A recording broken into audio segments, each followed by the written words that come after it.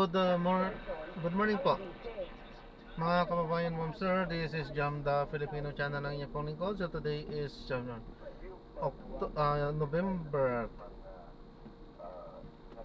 November 18 na 2025 at tayo ngayon ay pupunta dito yan sa may Katarungan, Mandaluyong, sa may Plainview, Mandaluyong, at dadalhin po natin sa may China Bank, Daatinyong Lane P sa may Liberty Street, Bel Air, Makati po yan. Okay, so magbabalik po tayo mamayang unti po pag nakuha na po natin sila. Disclaimer lang po, ang content po natin ay kalsada at hindi ang passenger. Kaya nga naman, sakali man po na may marinig kayo mga pangalan ng lugar, pangalan ng tao, pangalan ng organisasyon sa government o private, manyan ay wala pong kinalaman ng channel na ito.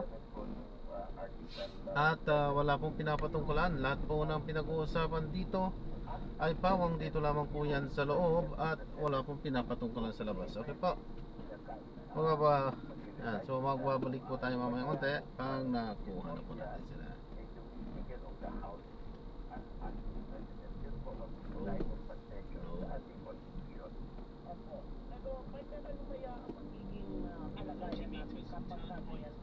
Hindi po ba yan magulo? Kasi susundin nga po ang line of succession. Pero hindi naman suportado yung iba yung magsasucess. O, di ba? Success talaga. Di ba? Paano po yun? Well, sa aking tingin o yung resign na yan na pinagsisigaw ng ating mga kababayan, totoong karapatan nila yan, they're entitled to it. Kaya na, hindi ko practical, hindi nakakaputi sa ating paghahanap ng katotohanan na maibalik yung mga ninakaw sa taban ng bayan at panagot yung mga sangkot dito.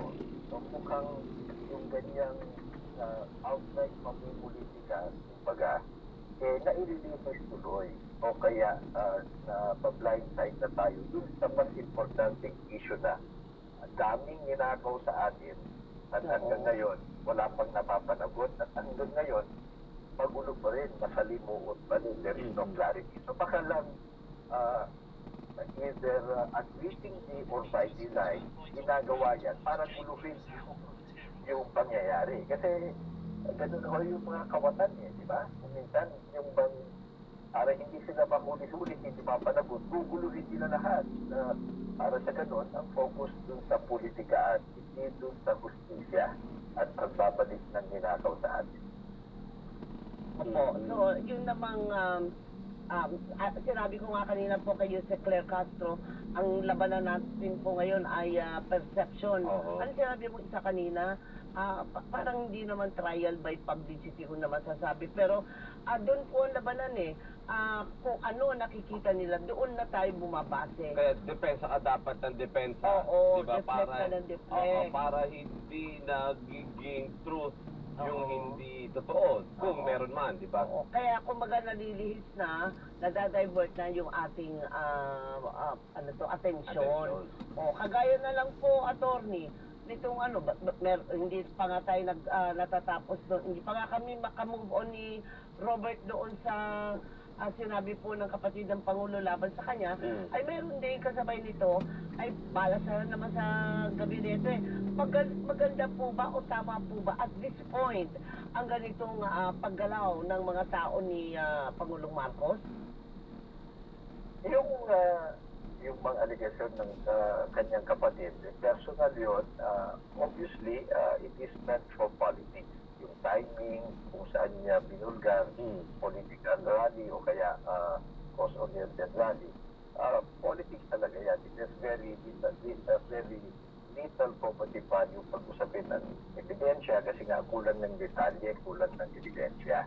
Ngayon, yung naman pag-resign ng Chief Justice Bersamin bilang Executive Secretary plus yung Secretary ng DBM, ang sinasabi ang official line, nag-resign pa nga ito out of delicadeza kasi sinasangkot sila ni Saldico at iba pa dun sa katiwalaan ng insertion. So kung yun ang totoo, di magandang pangitain yan. Na at least bumabalik yung delikadesa, it is out of delikadesa. Kasi Opo. sa ating gobyerno, nahusgahan na nga, nakonvict na, naakusahan na, magdaming ebidensya, kapit tuko, at palaging sabi niya, kita tayo sa korte kasi alam nila pwedeng people yung katarungan eh. Mhm. Kung may nakatakaw yan, pwedeng abunan yung quest, yung fiscal, yung justice, all the way up to the Supreme Court. Mhm. Nag-iiba at hindi napapanagot. So, ngayon, hopefully, ay balik yung usaping delikadesa gaya ng ginagawa sa ibang mga bansa na Duterte na konting bahid nang resign ka na. Kasi rin yung sinasabi na hindi to accept sa investigation. Kung may ebidensya, managot din sila. So, maganda yun na pag-ibahin at least. Of course, it brings a little instability sa gobyerno, but it is a magandang direction yung ginagawa nila. To what extent, marami pang masasangkot, mas importante siguro, instead of being defensive o sagutin lahat ng paratan, yung offense is the best defense. Mag-proactive ang presidente, huwag lang hintayin yung mga investigasyon ng ombudsman, ICI o kaya ng Senado. Kasi wala nang control yan eh. Ang gawin niya, yung proactive measures, i-certify na urgent yung Freedom of Information Act. I-certify niya na urgent yung anti-dynasty law. I-certify niya na urgent yung waiver of bank secrecy law para dun sa mga government officials, di ba? Yung sa internet, lahat ng budget, procurement, at mga projects ng gobyerno. Yun, pag gagawin niya yan, mas paniniwala ang taong bayan. Kasi ito yung mas importante na because it will prevent future graft and corruption. Ito ho kasi yung investigation looking backward. Tama na gawin yan, pero hindi na niya kontrolado. Yung pagsisibak sa lahat ng mga sangkot na discipline, kaya niyang gawin yan eh. Hindi na kailangan ng iba. Yung mga pagsa-certify, doon natin makikita at proactive. Pag gawin niya yan, malaki ang maibabalik na paniwala na seryoso ang presidente ito. Baka nga yung pag-end legacy. Hanggang ngayon kasi, hindi na ginagawa. Matagal na nakabinbin ang mga progressive laws nito at transparency, accountability sa lahat ng presidente, sa lahat ng kongreso. Pero dinidribble ng mga congressman at senador kasi nga mukhang nakikinabang sila dun sa existing sistema eh. So kung gagawin niya ito, within his power yan, walang makakapitin. I-certify niya. Yan, malaking signal yan na sincero talaga siya na gusto niyang baguhin yung kalakaran tungkol sa korupsyon. Oo. Attorney, isa pa, doon sa nabanggit ni Senator Amy Marcos doon sa talumpati niya laban kay Pangulong Marcos Jr. Nakikita nyo ba na hindi dito matatapos ito, attorney? Pwede ba itong magamit para, let's say, mag-file ng impeachment laban sa Pangulo? Maaari, pero it cannot be a clear legal basis for an impeachment. Masyadong general. Kaya, walang corroborating evidence, walang supporting evidence. So, kung gagamitin man ito sa impeachment, politikahan na lang talaga. Hindi na yung katotohanan. At ang issue na ito, hindi na bago ito eh. Noon pa sinasabi yung dating presidente na nakakulong ngayon sa Hague, yun din ang sinasabi niya, di ba? Durugista ang presidente na yan, durugista na kandidato yan. Pero hanggang ngayon, wala pa rin naman nangyayari. So, this is not a new issue. Paulit-ulit ng politikahan ito. So, sana, para maging basihan ng either investigation by the ombudsman o kaya impeachment proceeding, may mga ibang mga detalye dapat na nag-uugnay ito dun sa incompetency ng presidente na ito. Kasi ang jurisprudence, yung impeachment, yung grounds must be during the incumbency of the impeached official. Ayun, okay. So, sige po, attorney, maraming salamat po sa insights na binigay ninyo. Naliwanagan ako. Sarap makinig kay attorney. Thank you, attorney! As always, attorney, maraming salamat sa iyo at mabuhay ka. Maraming salamat. Magandang umaga po sa lahat. Ingat po lagi. Si Attorney Domingo Cayon, constitutional law expert at past president ng Integrated Bar of the Philippines. Kanya, ano lang siya, chillax. Diba? Gusto ko Chillax, yung ganyang pero klase. very clear yung mga Oo, statements. gusto ko yung ganyang klaseng abogado.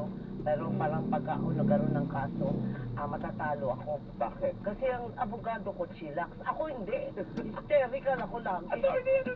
Kagano ka lagi. Ano na? May update na ba? May update na ba? Ayun lang, oo. Mananalo naman tayo. Bakit hindi pa tayo nananalo? Ay, naku po talaga naman.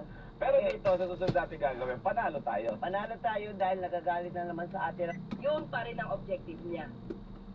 Kaya huwag siya magdrama. Hindi kailangan ng drama sa politika.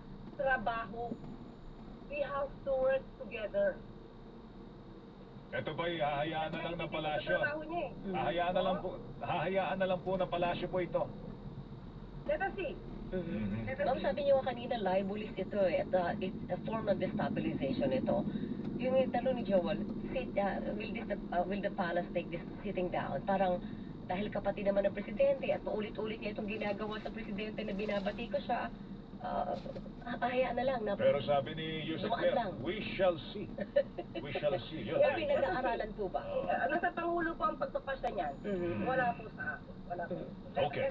Sige ma'am, ito lang, yung pagbibitiw po at mga kapalit po ng mga members ng gabinete kagabi na nagbitiw, si Executive Secretary Bersamin, si Secretary Amina, Adrian Bersamin. yung Undersecretary po ng PLLO. Oo. Masusundan pa po ba ito? Meron pa bang susunod na may nagbigay na ba ng courtesy resignation ba yung binigay nila na tinanggap ni Presidente? Hindi po. Talaga po nag-resign po sila at gusto po kasi nila kung ano man ang mangyayaring pag-iimbestiga, maging malaya po at hindi masabi na sila ay nasa position pa at nasa under the office of the president pa. Kaya minabuti po nila. Sila po mismo nagdesisyon. At hinayaan po ito ng Pangulo para po mapagbigyan din yung kagusto nila. Dahil baka sabihin, kung merong pag-iimbestiga, sasabihin, ay, nandiyan ka na naman sa posisyon, kaya-kaya mo yan. So yun po din yung ayaw nila na maibahid sa ating Pangulo. Kaya po, tinanggap na rin po ng Pangulo ang resignation. Para lang malinaw, ma'am, walang kumausap sa kanila na mag-resign, walang nag-pressure sa kanila at para masabihin na baka makakadagdag pa sa pabigat sa presidente. Kusang loob Wala ang po. kanilang pagbibitiw. Kusang loob po, kasi may tiwala naman po ang Pangulo sa kanila. At hindi naman naniniwala ang Pangulo sa mga katakatang isip, or rather katakatang kwento, itong si Saldi ko. So, pero yung si Secretary Mina na po, saka si ES Lucas Bersamin, ang nag-decide po. Kaya po, sige po, pagbigyan. At yung tiwala sa kanila, hindi naman po nawawala. Kasunod po nito ay maiimbestigahan din yung dalawa. Hindi po natin alam. Kasi, ano po bang pagbabasihan? Yung Opo. video? Yung maleta na may tag price? Depende na po yan sa ICI. Depende po. Kung gusto niya pumasampa ng kaso sa ICI, go ahead. Okay, Pero pero magkaroon ng tamang pag-iimbestiga. pero kung kusang loob na gawin ng ICI yung investigasyon dahil nabanggit sila, okay lang yan sa palasyo. Bakit? Okay na po. Wala naman pong pipigilan ng palasyo. Okay, At so free hand. tingin ko po ay handa naman po si Secretary Mina at saka si ES Lucas Bersamin pagdating po. Opo, may susunod pa po ba? Na Wala pa po magbibitiw? tayong natidinig. Wala pa po tayong nalalaman kung ano man po ang update at Oh, kasi ang tingin, parang ano to mami, parang liminis lang ang nangyari before sa GMA administration na nagbitiw yung mga gabinete. Gusto lang natin i-disabuse yung isip ng mga nag-iisip na ganito na baka maulit yung ganon, Yusek Castro, na merong parang disgruntled yung mga member ng gabinete. So walang ganong kaso ngayon. Para lang linawin natin Wala. yung Yusek. Okay. Kasi ang nagbitaw, ang voluntary nag-resign, ay hindi na dawet. Although tiwala ang Pangulo sa kanila, merong inisyo sa kanila. Sa panahon naman ni GMA, umalis lang dahil ang idinadawet ay yung Pangulo mismo. So para magkaiba, di ba? Opo. Ibang sitwasyon. So dito, ang Pangulo, hindi naman siya nadadawet eh. Ang Pangulo pa po ang nagpa-imbestiga para mapahinto at masugpo ang anomalya. So, naniniwala po tayo na yung mga kabinete na naniniwala sa Pangulo na dapat sugpuin ang korupsyon. nandiyan pa rin po ang kanilang tiwala. Sabi po ng Kaya Vice wala po Presidente, tayong nakikita ang nagbibitaw. sabi po ni Vice Presidente na may nasa krisis daw si Presidente Marcos ngayon dahil nasasalang yung tiwala ng taong bayan kay Presidente. Anong tugon po ninyo doon? Dahil nandiyan yung kaliwat ng issue ng foreign Nakakatawa drug siya. issue. Right, ma'am? Nakakatawa siya. Bakit po? O, di ba? Ang dami-daming issue sa kanya about corruption. Ang dami-daming issue about ghost project, ghost students, ghost food packs, ghost school materials ng panahon niya during the time na siya ay secretary ng DepEd. Hindi niya pa napapaliwanag yun. Unahin niya po muna sarili niya, linisin. Huwag magmalinis. Okay. Ma'am, yung tinatakbo ng investigasyon ng ICI at ng Office of the Ombudsman, sabi ni Ombudsman Boying, by December 15, Weng, Meron ng warrant of arrest. meron ng warrant of arrest. Kontento ba si Presidente doon sa tinatakbo ng investigasyon ng ICI at ng Office of the Ombudsman? Hindi ba parang sinasabi, yung ICI is another layer of justice na medyo nagiging dahilan para ma-telegraph po ng mga sasampahan po ng kaso yung maaaring kaharapin nilang mga kaso? Noong una, na gusto magpaimbestiga ng Pangulo, may ad hoc committee pa at that time, wala pa pong ICI, ang sigaw ng taong bayan, dapat independent commission, dapat independent sa Office of the President. Ngayon sinagawa ng Office of the President at hindi nakikialamang ang Presidente sa ginagawang trabaho ng ICI, ngayon nagrereklamo na naman sila, saan po ba dapat lumugar? Ang pag-iimbestiga po ngayon, 3 months pa lang, marami na po nagawa. Nagsampa na po ng kaso ang DPWH, nag-recommenda na ng pagsampa ng kaso ang ICI. In just 3 months, may i-auction pa mga sasakyan sa November 20. Marami na na-freeze na asset. Marami nang natanggal sa trabaho. So, in 3 months nagawa po yan sa ngayon. Natiis po natin yung 6 na taon na panahon ni dating Pangulong Duterte na walang naimbestigahan halos. Na walang naman napanagot. May problema pa nga doon sa Bill dahil maraming ghost projects, ginamit ito ni dating Pangulong Duterte noong 2020. Ano nangyari sa ghost projects na yan? Naimbestigahan po ba? May nagreklamo ba? May nagrally ba? Natinig po ba natin si Senator Amy na tumuliksa dito? Ngayon, 3 months pa lang marami na nagawa. Nakaraan 6 years, wala. Saan pa po ba tayo? Okay. So, Wala tayo sa Pangulo. sa tono po ninyo, mukhang ang Presidente po ay kontento doon sa tinatakbo ng investigasyon. Ma'am, Kampante, oo. salamat sa oras ninyo, ha. Oo, sana hindi Sana mapadalas ito, ma'am. Oo. Mapadalas. Actually, may meeting ako kanina. Kailangan ko na talagang... Sorry, Mama. Salamat sa oras ninyo, Sa ha. morning meeting talaga. Thank Thank you, you, Mama. ma'am. Ingat ka, ingat. Salamat. Next time po ulit. Thank See you, you. si Claire Castro, Palace Press Officer, Undersecretary, Presidential Communications Office, Weng.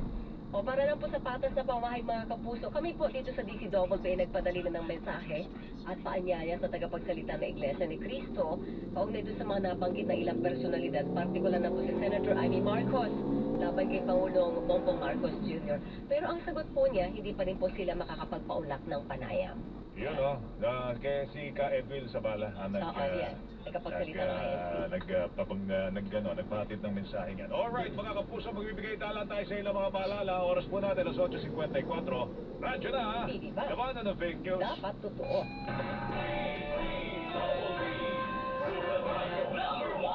The stage is set and the universe is watching. Playtime proudly stands as the official journey partner of Miss Universe 2025, where beauty meets love, cheering for our very own Atisa Manalo. Join the journey, raise our flag, let's support Atisa Manalo as she shines on the global stage. Watch the 74th Miss Universe preliminary competition live on the Playtime app. www.playtime.ph.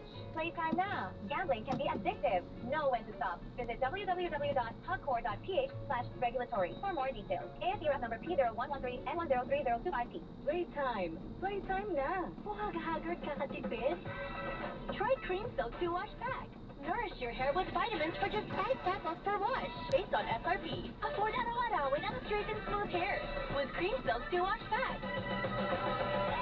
Cream Silk. Use Cream Silk Vitamin Boost Conditioner every day. Matanda na ako, kaya handa na akong magpaalam sa mga mahal ko sa buhay. Bye, anak! Lama muna kami ng mga apo ko. Let's go, Lola! Bye, mga mare! Unahan ko na kayo sa bakbo! Enjoy enjoy ang buhay pag nag-fly sa Aray with Skilan. Lamang sa visa para sa Aray, hiyang pa sa heart at pulsa. 950 lang SRP. Naproxen sodium is a generic name for Skilan. If symptoms persist, consult your doctor. Unilab yan.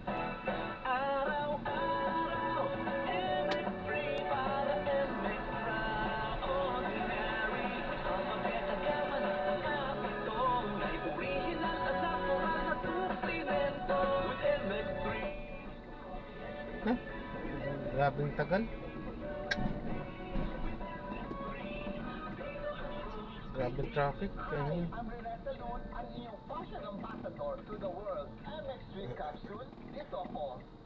Mahalagang paalala, ang MX3 capsule hindi gamot at hindi dapat gamitin panggamot. Yung mga buyers namin, bumibili sila. So walang problema sa ngayon. So huwag tayo pong mangamba dahil bagamat ang binayo ng bagyo ay mayroon pa rin naman tayong maayos na supply ng mga gulay na paborito natin. Repolyo, gusto ko yan, partner. Sarap. Oo, Yes, sarap. ma'am. Oo. As of now, medyo dumami pa nga yung repolyo. Sinira nga ng bagyo kasi yung mga first class, medyo naging, yung green naging puti na. Ang gulay kasi, pag tinag yung after 2 weeks, pwede silang nagaganda rin yung nila, yung itsura nila after 2 weeks. Meron din yung mga nasira. Oo. Pero okay lang tayo. Wala naman dapat ikatakot na magkakaroon ng shortage. So, ma'am, Yes, ma'am. Oh, okay. Yes, Sige po, ma'am. I-update nyo lang po kami tungkol sa mga presyuhan nito, mga gulay na to. Sana hindi tumaas ang presyo. At patuloy lang ang ating at sufficient ang supply ng ating gulay. Yes, ma'am. Mahalang baboy, mahalang isda. O, dito na tayo sa gulay. Healthy pa. Oh, correct. Ma'am, Thank you, yes, ma'am. thank you po. Thank you, ma'am. Thank you, sir. Si Ma'am Lolda Messi, sa vegetable dealer sa La Trinidad Vegetable Trading Post. Maganda dun. Maraming para tayo surprise. At mabuti naman. Ratsalahin mo yung na dapat nating batiin. Batiin muna natin, partner. So, ng happy birthday, 96 ha. Wow. Birthday, si Lola Lolita Ventura. Happy birthday po ha. At syempre, happy birthday din kay Brenda Barbosa. At kahapon, nakalimutan ko pati yung nagpadala sa atin ng foods before. Si Tita Ned Kapal, happy birthday, Tita Ned. Happy birthday. At syempre, ito na sila partner, si... Ikaw muna, si Maricar Bautista. Ayaw nga pala. Ang fake ko kasi sa kanya kanina na Wonder Woman. Kasi pinipigilan yung bago, tinutulak yung bago dahil nagkaroon ng aberya. Sabi niya, at least ang fake daw niya ay Wonder Woman. Naka-stiletto, naka-ano yung... At nai-imagine mo ba? Attire, Oo, diba? sabi naman kay Maricar. Oo, correct. Maraming salamat sa iyo, Maricar. Thank you, Miss Maricar. Samantala, thank you rin kay LC Valer Florentin, kay Bu, kay Rudolph Rivera, kay Jun Nalapo, Cristina Versosa, Flores Cruz. Maraming salamat. Iya, Joel, Rico Flores, Tita Rose Flores, Nenya Celepre, at Julius Pangcarando. Yan ha, partner. Wala na tayong magagawa. Babay na. Hindi magganito na naman tayo. Alam niyo na kung anong sanyalis Pag niya. nakita nyo na ito sa mga nanonood sa TV, ibig sabihin, bye-bye! See you Bye-bye tomorrow! po. Happy Tuesday! Bye-bye po! Ingat. Kasi natin, dahil mas gusto kinakamay, pambili ng dryer na lang yan. Kaya, 1,000 pambili ng dryer lang, guys. Mini component. Yan, nakalimutan mini component yan. Mini component at syempre meron pa Mr. H Taser. After Mr. H, Maraming salamat po. Christmas mask. Thank you po. Maraming salamat po. At hindi lang na kailangan ganahan si ate na Habang naglalaba, dapat may kinupot-kot. habang kumumutok, dapat kumumuyak. Meron kang regalong chicheria from Riga Food Ayan, kininang Richard C. Maraming salamat po. Yan ang ulam natin ito, Lakari at Sister L, and Boys Kubog. Ano ba? Ba?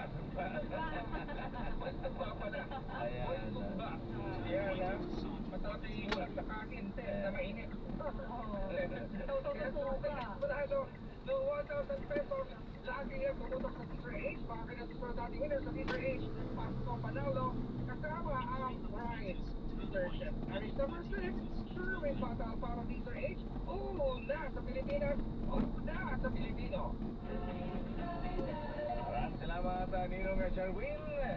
At ate Marivic Luciano Pavarotti. Ayan.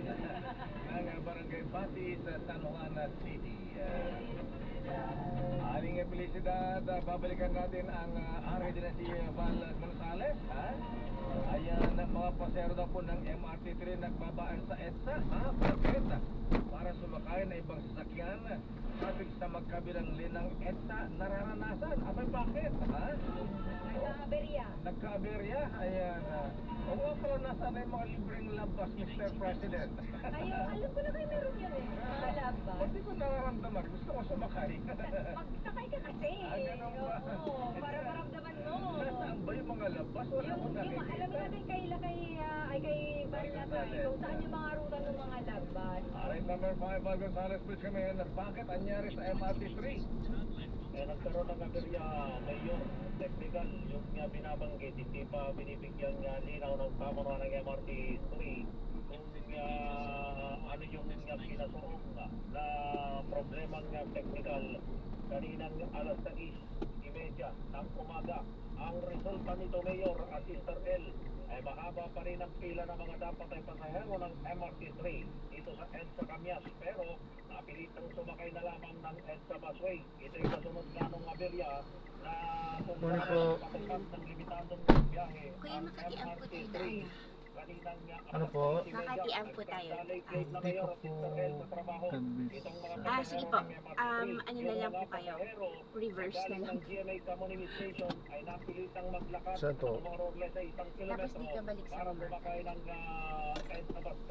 Pero alas 8 ng umaga kanina, nangideklara na ng MRT3 management na operational na mula North Avenue hanggang sa bahagi Doon? ng substation. Yung kanina ay Mayor. Bakit? Pinatulan sila ng kuryente ng Meralco? Ay, balik sa bumata. Wala bang ganun kaya binabansin ko kanina Left po? Right. na problema ng MRT3 at 628 yung kanilang binabanggit Mayor nung magpatupad ng provisional service para sa mga rito. Ma'am, sabihin nyo na maaga na. Kasi hindi ko kabisado yung mga sir. 700 hanggang 800 pasahero yung binabanggit ng MRT3 na apektadong pasahero Mayor. At itong 805, alas 8:05 ang magpatupad na ng normal operasyon itong MRT3. At dahil dito, Mayor, meron naman isang magandang balita. May magandang balita. Oo. Mag-o-over ng maghapong libreng sakay ang pamunuan ng MRT3 dahil doon na nangyari. Babawi, ha? Bawi, oo. Deserve yan ng mga commuters. Oo, ay labis-labis yung paghingi ng paumanhin ng pamunuan ng MRT3 sa mga naapektuhang mga pasahero. Alam mo kanina, Mayor, yung mga nakikita nating mga pasahero ay hindi na tumitingin doon sa ibang lugar, kundi nakatingin sa mga cellphone doon sa mga istasyon ng MRT dahil marahil nagpapaalam na yung iba doon sa kanilang mga employer.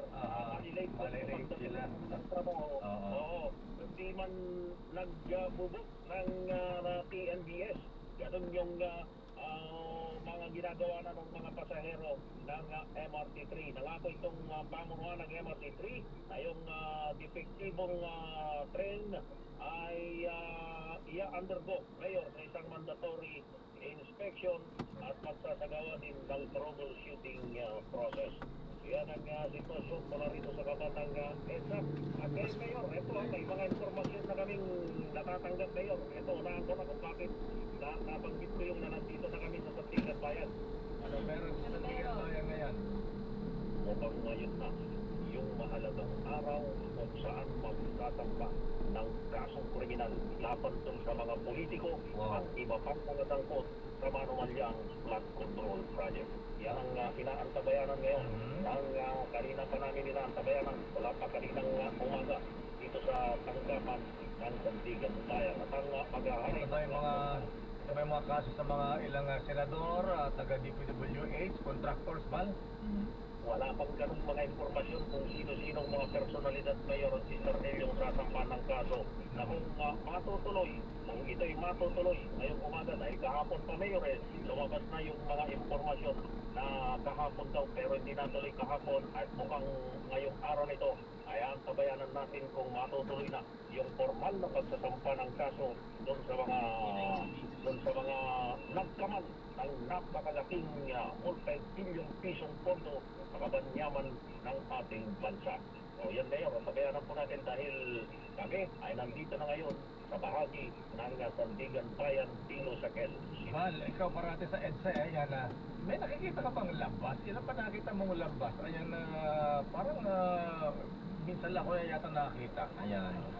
Yung mga lambas. Yung lambas Mayor ay marami. Ayun, may ganun nakakita ba? ngayon dito sa may labas ng Sandigan Bayan. Dito sa may Bumidya, dito sa may Commonwealth Avenue. Commonwealth Avenue. Pero may wala kang makikita sa EDSA. Hindi kagaya nung di Bakit? 390. Ba't wala sa EDSA? Di ba't bawal na nga yung bus dyan sa EDSA? Ganun? Kahit lambas? Oo. Wala na kasing nag-aabang. Hindi katulad dati na kung saan-saan MRT na kasi gamit, ano? Point to point na kasi madalas yung mga bus So sa mga secondary routes sa Bal, may lambas. Correct. Kaya niyo po dyan, kanan po kayo Napakagagara, Mayor. Pag makikita mo lang yung itsura ng mga labas, hindi na bago yung logo. Hindi na bago yung logo. Talagang kahit malayo pa, ma-identify mo na pero hindi mo sila makikita yan sa kahabaan ng EDSA. Ayun, kaya pala. Pero libre, Bal. Libre ito, walang bayad. Ang pagkakaalam ko, libre Libre. Kung libre man pag-asong unang buwan lang yata ng introduce yan. Dahil unang in-introduce yan, Mayor, sa Visayas hanggang mapunta ng Mindanao at dito sa National Capital Region itong huling mga linggo itong kasalukuyang buwan, Mayor. Ay dito na rin sa Metro Manila makikita itong mga lampas na nasa mga secondary roads at wala yan sa kahabaan ng EDSA. Sana meron dito sa sa Harrison, ayan, sa balik-balik, ayan, Dimasa lang. Alam ko na yung pati yung kahabaan ng Espanya. Meron din. Espanya, tama, Espanya. Parang may nakikita ko mga lampas yan ngayon. Yun naman pala ayan, buti na lang sinabi mo, ha? Kasi wala akong nakita sa EDSA, yung pala bawal sa EDSA. Kung isa pa kung ko nakikita, Mayor, dito sa may biyaheng Rizal, yung mga biyaheng Rizal. Ayun, yan Antipolo, ayan, Marcos Highway, ayan, dapat dyan. Yun yung daanan. Yung doon ko nakikita, yung nagagarang lampas na dating uri ng transportasyon na nakilala nung panahon ni dating Pangulong Ferdinand Estrelin Marcos. Naalala pa ba ninyo yung tinatawag nating love bus? Ito yung popular na pampublikong bus sa Metro Manila na sinimula noong 1970s. Ngayon, hindi lang natin ibabalik ang love bus. Gagawin pa natin itong libre. Pauna pa lamang, pilot na testing pa lamang yung nasa Davao at sa Cebu. Susundan pa ito ng ibang mga lugar sa Visayas at sa Mindanao. Sana meron din sa Ilocos, ako. Huwag kalilimutan na yun sa Central Luzon. Baling sa Central Luzon. Dahil yung mga public transport doon, Mayor, yung mga dating lumang mga minibus, ginagamit pa na mag-transport ng pasahero from Pampanga to Tarlac at maging sa Nueva hindi na maayos yung mga itsura. Okay nga Rod, maraming salamat, Bal. Wala rito sa Sandigan Bayan, back to you, Sister Hindi pa tayo? Diretso pa na. Lagay may nag-comment sa Facebook page natin, sabi ni John Kenneth pala na Slakay dito po sa Valenzuela. Meron nilabas. VGC, V as in V, Valenzuela Grand Terminal yata to. Aha. May mga love Pwede bus diretso naman daw, po yun biyaheng hanggang Commonwealth. Ayun pala. At dito naman daw sa may Mindanao Avenue, may mga dumadaan din daw dyan ng mga love bus lakay. Yun naman pala eh. So, yung mga commuter natin, alam nila lakay kung saan. Ayan. So, wala pala sa EDSA. Ayan, sa mga secondary routes. At standby, Raymond at Maas, ano ang latest sa Senado? Naku, kumusta kayo itong mga senador na makakasuhan? Ayan, ang sabi ni Val, mukhang ito inaantabayan nila sa Sandigan Bayan dahil mukhang ngayon ipafile na ang mga kaso laban sa ilang opisyal, kontraktor, taga-DPWH, ilang mamabatas na involved sa flood control scandal. Bayan. Standby Raymond, standby Edian Parosa, standby Giselle Ricafort. Ano sabi ni Edian? Naka-heightened alert pa rin ang Alakay, ang PNP naka-heightened alert pa rin, naka-full alert pa rin hanggang ngayon sa kabila nga ng natapos na yung rally ng INC at yung UPI Lakay, yung United People's Initiative. Ayan, UPI. Okay, babalikan natin ang mga report na yan. Pero alam niyo mga kuya, mga ating sa loob na ilang dekada ng serbisyo sa pagbabalita ng inyong lakay, patuloy na pa na mahalaga. Maka-Claire, pwede na tayo maghintay for saglit lang kasi 6 years na walang nangyari. 3 months na meron ng mabilis ang mangyayari. Huwag ka minute ka rin, mainit ka lang. Ganon. Then, speaking of may nangyayari, mamaya makakausap natin ang Attorney Hosaka ng ICR? Yes. Kanyang disposisyon o pananalita. Para mas bangag pa nga yung ibang mga nagsasalita. Dahil natin sa mga expert sa ganyang abuse, no? Kaya bang mag-ikot-ikot? Kaya bang humarap sa tao, di ba? O kasi ang pagkakaalam ko, description lang nilang niwe eh. at saka parang pagka-high ka, kaya mo ba, may mga nagpa-function ba ng maayos? Hanggang kailan ba magpo-cross the line? Oo. Dapat din talagang i-address na ito ng Pangulo once and for all. Lalo na kasi, di ba, parang sabi nga ni Yusek Claire kanina, parang ito ay destabilization na rin in a way, no? Yun yung para magiging pakay sa ganitong pananalita ng mismong kapatid niya. At alam natin yung timing, partner, dito sa pagsabi, para makakaduda talaga habang nagsasagawa ng investigasyon, parang ang daming maingay sa paligid, di ba, na parang sinasabi nga na ano ba ang gusto nyong kahinatnan, yung investigasyon na dapat makita natin at mailabas yung totoo o mag-ingay lang para makabagsak ito at mapalit ang mga gusto nyo. Sundan na lang natin yung direksyon ng rally ng Iglesia ni Cristo. Transparency, yun naman ang dapat accountability, di ba? justice. Doon na Walang tayo kulay. tumutok. At sinabi nila, ayaw nila ng kudita, ayaw nila ng kulay, di ba? ayaw nila ng destabilization, ayaw nila ng pinagbabawal nga nila yung nagdadala ng may Marcos resign. At Dahil, tinatanggi nila na kasamahan nila yun, di ba?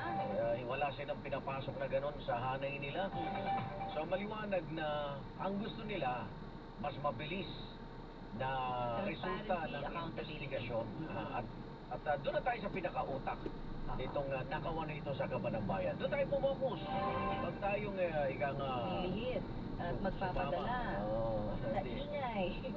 Ang natutuwa lang po pag sabihin mo ng matanggal si Pangulong Bongbong sa palasyo, itong mga magdanakaw na senador, kasi hindi na sila maimbestigahan. Congressman, magdanakaw na public officials. Ayan at tandaan nyo, hindi pa nila sinusoli yung ninakaw nilang kickback. So magagamit pa nila yan. Pagtakas nila, pagtatago nila at paninira.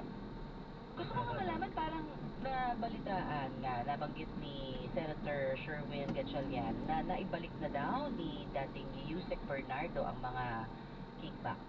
So parang wala pang detalye. Tingnan natin sa AMLAC. Okay, oras natin, alas 9:14. One-on-one. Walang personalan. Nasa linya po natin. Ito, tinihin natin yung ating assessment sa naganap na pagkita ba? Mahigit kalahating milyon, ha?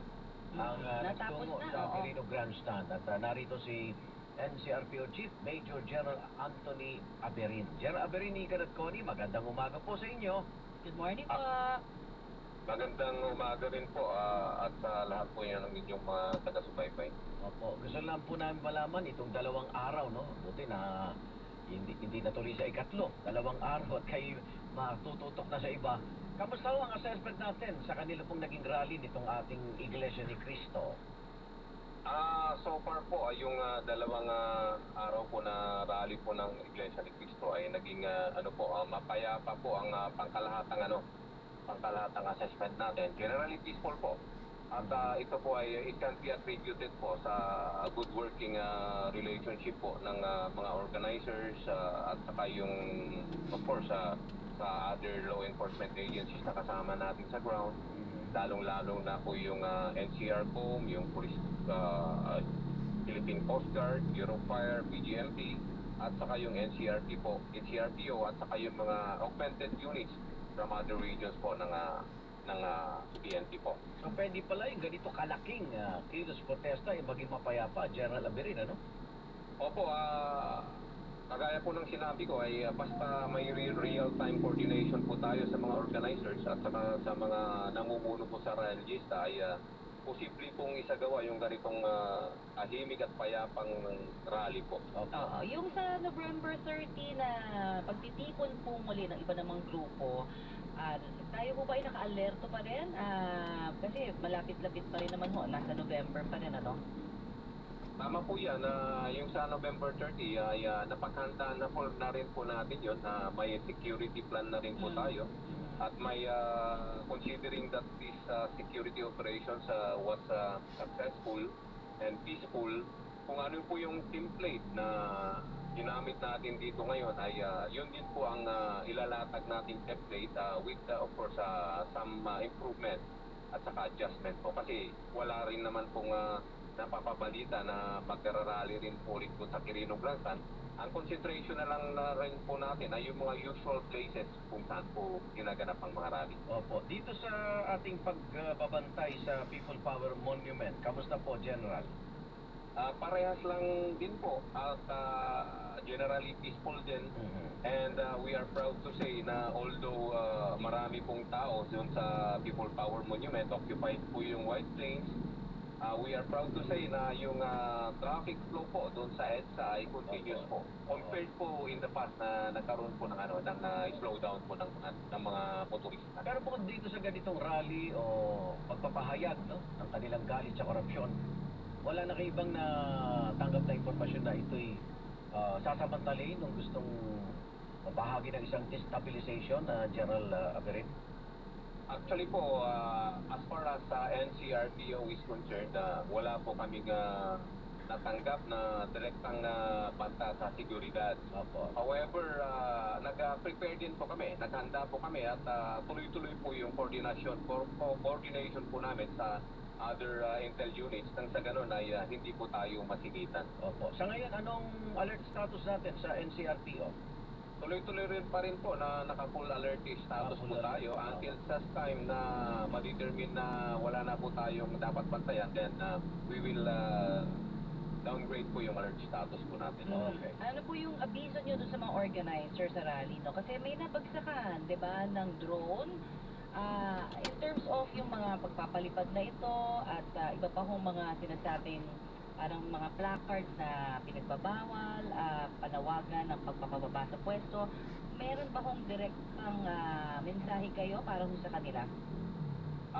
Sa mga kababayan po natin na organizers at saka nag-attend po ng rally, pakiusap lang po namin na sana po sumunod po tayo sa alituntunin or mga kondisyones po ng rally permit na hindi binibigay. Nang sa ganun ay makaiwas po tayo doon sa problema na potential na problema na pwede natin kaharapin.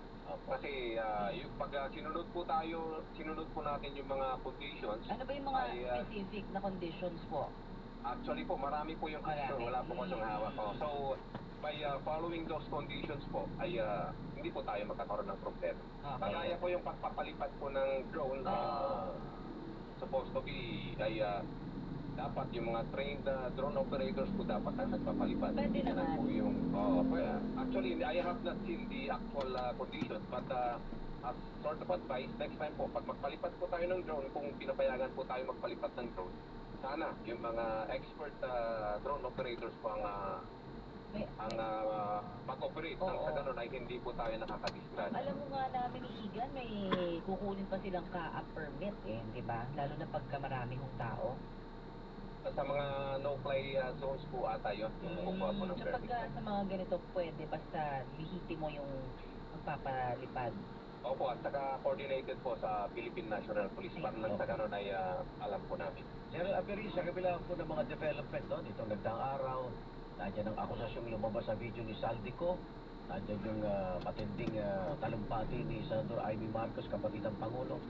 Tapos na po ang NCRPO sa kanilang katapatan kay Pangulong Bongbong Marcos. Hindi ho natitinan.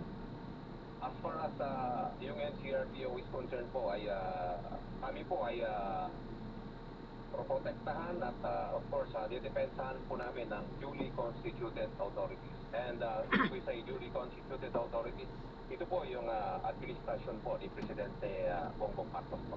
Okay, maraming salamat po at salamat po sa pagpapantay sa ating seguridad. Ingat po kayo.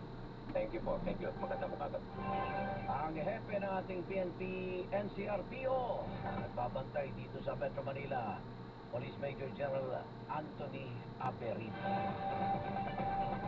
Oras natin alas 9:21. Nakikinig kayo, one-on-one. Walang personalan. Salamat. One-on-one. Behavior and practice, parang hindi usual na yung kapatid or yung kapamilya mo, kapag-anak mo, nilalaglag mo, no? Parang hindi ganun yung normal na nakikita natin. Kahit na pa ito ay politika. Lalo nga sa politika, nagtutumpul-tumpul yung mga kamag-anak, di ba? Isang vote. Pero in this case, naiiba ito. Ngayon ko lang nakita na directly, no, brother, sister, nagkakaroon ng issue. So, sa aking pagtingin, medyo hinahanap ko din yung dahilan. Bakit? Ano ba? Paniniwala ba talaga dun sa political belief niya, no, kaiba kaysa dun sa political belief and agenda ng nakaupong Pangulo? Medyo sa akin, unusual, un-Filipino, sabi ko nga, at saka, it raises more questions. Bakit? No? Yes, and ang pinakamasakit pa dyan, hindi lang basta sinabi niya na yung the usual simple ng iba na, naku, yan, hindi maasahan yan. Lagi na lang late yan, lagi na lang nangangako, wala namang abay, doon sa pinag-uusapan dito sa Mario. Hindi lang daw ngayon, dati parang. Oo. So, I mean, is she going off the rails or ano po bang explanation dito? Is it really just because iba yung partidong pinapanigan ng isa at yung isa naman iba at never that way shall meet? Ibig sabihin lang nito ay mabigat, matimbang yung political interest and agenda at yung pinapaboran niyang politika kesa dito sa suportahan ang isang kapatid na nanunungkulan sa pinakamataas na posisyon. Mas may timbang sa kanya siguro yung kanyang political interest at yung political agenda niya. That's the only reason na nakikita ko dito. Otherwise, normal sa atin at sa ating kultura na nagsusuportahan yung mga kamag-anak at mga magkakapatid, di ba? Pero ang usapin na ito ay talagang naiiba. So, mukhang matimbang sa kanya. Dito kami natatalo pag ganitong pinaninindigan o pinaniniwalaan na politika. Nagiging pahingahan ang kalsada. Ay, questioning niya, dire-diretso kasi dito sa Makati Ave. And hindi po ba nakakapanlumo na makita ito Ano sa talaga? isang Masyadong, senadora marami na talaga sasakyan. Yung kanyang political interest ang nangunguna. Kung ikukumpara mo doon sa ginagawa ng kanyang Dapat kontrolin na ng gobyerno yung so hard, kasi kung hindi kukontrolin ng gobyerno yan, dadami pa rin yan. Parang lost in space Kahit anong gawin nilang pagpapalaki ng kalsada, ganun pa rin yan. Mabubulo na. Para ipananawagan ang ganong mga at bitawan ng mga ganong klaseng salita sa isang anti-corruption rally. tama ka dyan na Rika, no? Nakikita ako dun sa ganyang pagtingin. At maliban dito ay ang kinakataka ko, kung talagang naniniwala tayo sa isang political reform at nakikita natin na nagsisikap subalit kulang ang effort, ang natural na inclination ng isang kamag-anak, lalo pa isang kapatid, no? Ay tulungan makaahon nito at tulungan mag-succeed dun sa political reform agenda nito, hindi ba? Mas yun yung normal eh. So this is really something abnormal sa isang relasyon na kung saan nakikita natin na magkaiba ng landas at magkaiba rin ang pagtingin doon sa kapatid na hindi naman madali yung pinasasadlakan or yung inusuan ng kapatid, no? Maging presidente ka na kung saan ka ang criticism ng gagaling. Paligay ko normal at normal sa kamag-anak, sa magkapatid, na suportahan kung ano yung reform agenda ng isang kapatid. Opo. Ano po ang nakikita ninyo na maaaring magiging nitong kanyang mga moves for Senator Amy Marcos? Nakita natin ay mataas ang political issues, no? Kasi dito sa nakaraang senatorial election, she very straight through the top 12. So, kung ganito pa ang kanya ng mga ipinapakita, that she seems to be very hungry for power at hindi nga natin nakikitang sinusuportahan ang laban ng taong bayan. Laban tuloy ng balita si Amy Marcos. Dahil sa ginawa niya corruption. Ano po ang nakikita ninyo for her laban? Umanat na naman sa kapatid niya. National position. Ako, naniniwala ako sa common sense intelligence ng ating kababayan. Kita nila dito yung ang isang hirap na leader na pinagsisikapang maiahon, no, towards reform ang bansa. Although sabihin na natin, hindi pa fully successful dun sa kanyang reform agenda, pero nakikita natin pinaghihirapan eh. Mahirap talaga eh, no? Yung hindi ka suportahan ng mismong kamag-anak mo, it tells more about the kamag-anak na kulang sa pagbibigay suporta. So ito, magre-resulta siguro ito ng isang malupit, masakit na future para sa politika ng isang kapatid na hindi supportive sa reform at sa leadership ng kanyang kapatid. Pakasakit po ng mga binitawan ni Amy, laban sa kanyang nakababatang kapatid. At effectively, sabi nga ng iba, tinakwil na niya talaga yung kapatid niya.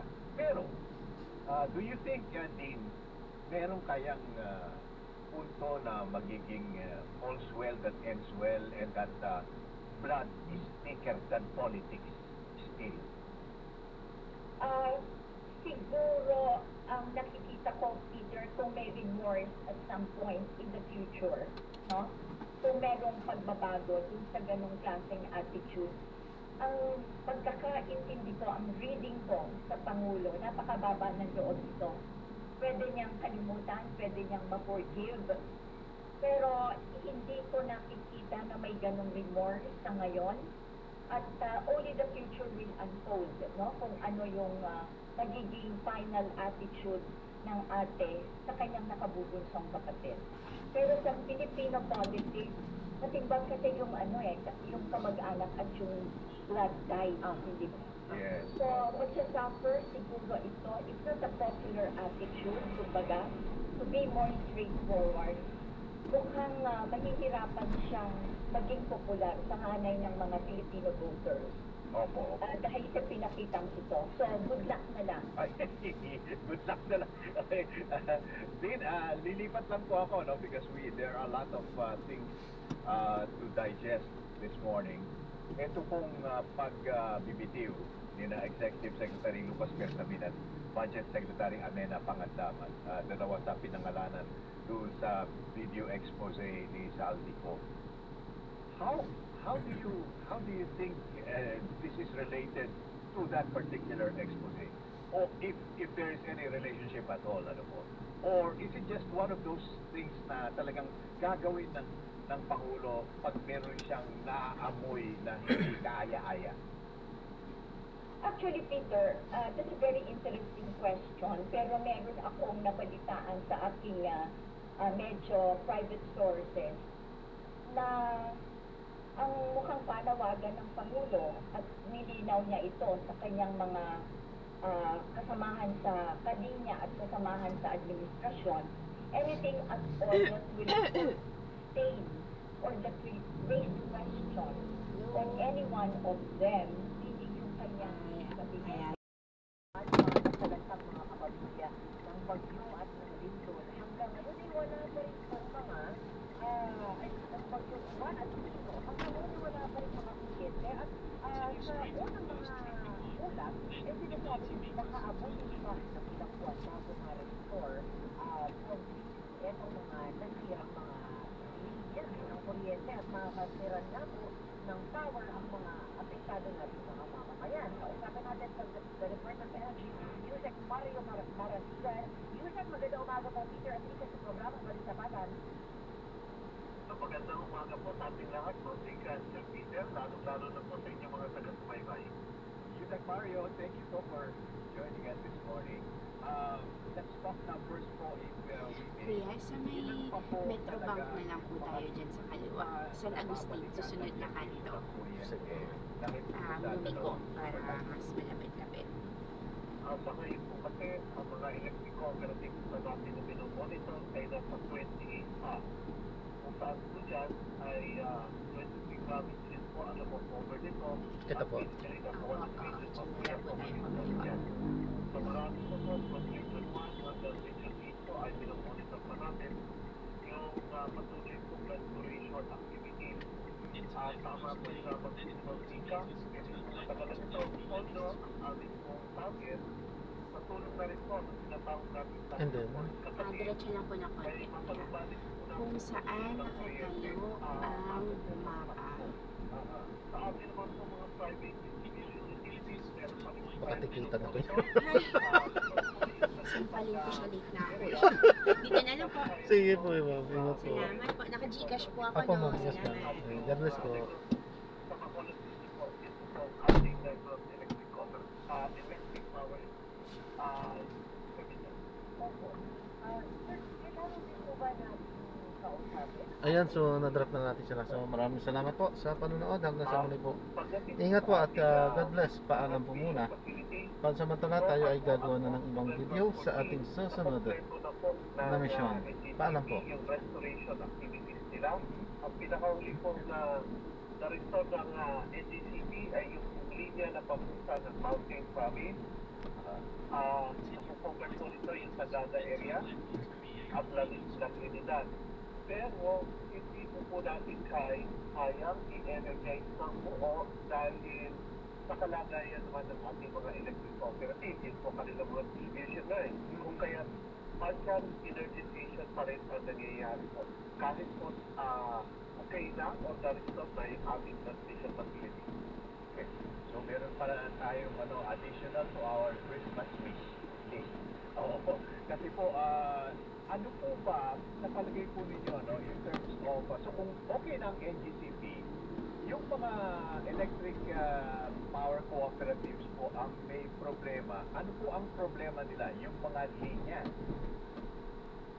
So nakasama po yan ang magiging problema. Sa litid compounded po kasi yung problema dahil una-una, yung accessibility doon sa mga areas na na-apektuhan. Sa mga Ay, ayan, so na-drop na natin sila. Maraming salamat po.